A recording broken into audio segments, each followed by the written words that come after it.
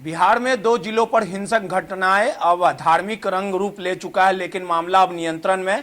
इस पूरे घटनाक्रम के बाद जदयू और बीजेपी आमने सामने है। जुबानी जंग काफी तेज हो चुकी है और जिस प्रकार से स्थितियां लगातार बिगड़ते चली गई, इसको लेके घटना का लगातार तमाम आला अधिकारियों ने मुआयना किया। अब मामला पूरी तरह से शांत है, लेकिन अब इस पर सियासत होने लगी है। हमारे साथ बात करने के लिए राष्ट्रीय जनता पार्टी के नेता पुष्कर जी हैं, उनसे बात करेंगे और समझने की कोशिश करेंगे कि जहां बीजेपी इस पूरे घटनाक्रम को लेके नीतीश और तेजस्वी सरकार को घेर रही है और इस पूरे घटनाक्रम को लेके साजिश का मास्टरमाइंड भी बता रही है, वहीं इस पूरे मामले को लेके जो जदयू और बीजेपी के नेता हैं वो आरएसएस, बजरंग दल और बीजेपी को कहीं ना कहीं इस पूरे घटनाक्रम का जो सीधे तौर पे कह रही है कि इनका ही किया कराया। तमाम चीजों को समझेंगे। पुष्कर जी, बिहार में 2 जिलों में जो घटनाक्रम हुआ, हिंसक घटनाएं हुई और जो पूरा बवाल हुआ, मामला अब नियंत्रण में, लेकिन अब हालात देख लीजिए कि इसमें जुबानी जंग तेज हो चुकी है।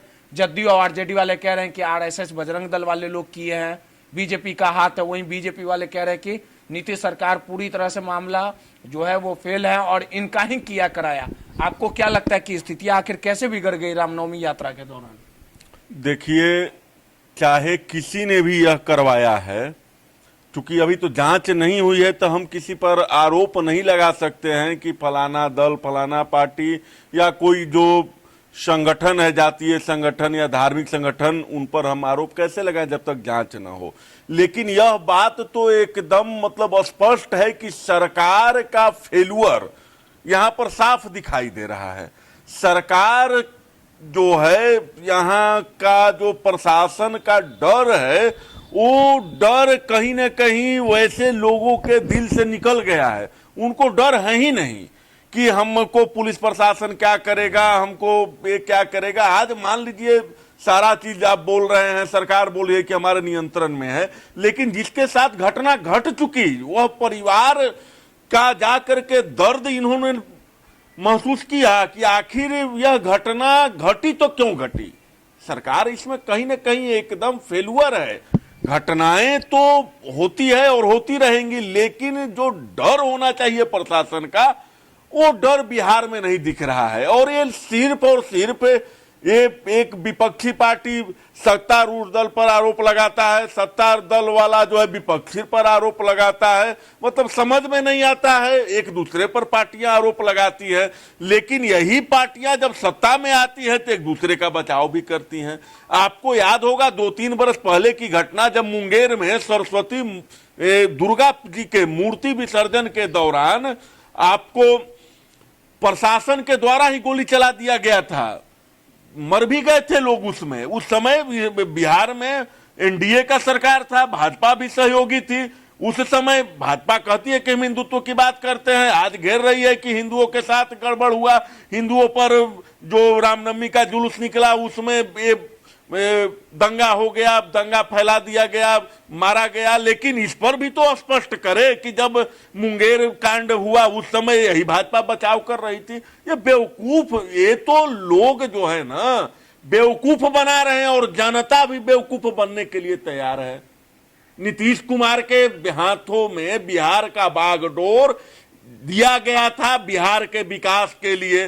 नीतीश कुमार के हाथों में जनता ने वोट दे करके और रोजगार के लिए, अच्छा शिक्षा व्यवस्था के लिए, अच्छा स्वास्थ्य व्यवस्था के लिए इनके हाथों में बिहार का शासन सौंपा था, लालू जी के सत्ता से हटा करके, जिसको जंगल राज कहा जाता था। आज वही जंगल राज के साथ इनका गठबंधन हो चुका है। हम तो कह रहे हैं कि एक भी पार्टी हमको बता दीजिए, कल यही नीतीश कुमार अगर भाजपा के साथ मिल जाते हैं तो यही भाजपा फिर बचाव करने लगती है। भाजपा सत्ता में थी तो इनको दारू कहीं नहीं दिख रहा था और सत्ता से हटते ही अब कहते हैं कि हर जगह दारू बिक रहा है ना। कि इस पूरे दंगा में, हिंसक घटना में कहीं ना कहीं अगर क्षति हुआ तो इंसानियत की आम जनता, हम कह रहे हैं कि आम जनता, न हिंदू बुरा होता है न मुसलमान। जो नियत से गिर जाए वह इंसान बुरा होता है।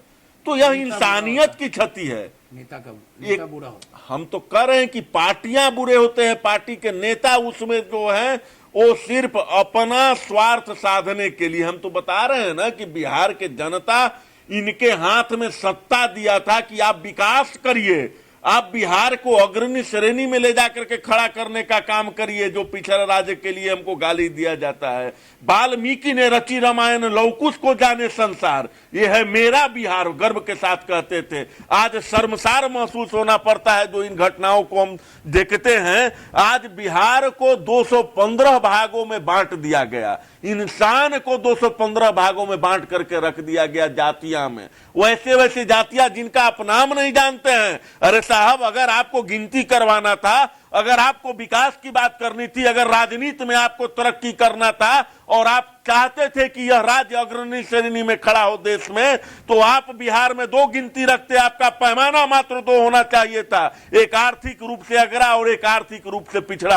अमीरी और गरीबी को छोड़ करके किसी जाति का यहां पर कोई स्थान नहीं है अगर आप विकास की बात करते हैं। लेकिन आपने तो 215 भागों में बिहार को बांट दिया। शर्म आती है। जहां पर आज 6G की बात हो रहा है, जहां पर आज अंतरिक्ष की बात हो रहा है कि हम चंद्रमा पर और मंगल पर जाकर के अपना घर बसाएंगे, और बिहार में आज जातियां में बांटा जा रहा है कि भाई आपका जातिगत कोड है, आपका जातिगत कोड है, और 215 भाग में इन्होंने बिहार का खंड खंड टुकड़ा टुकड़ा कर दिया।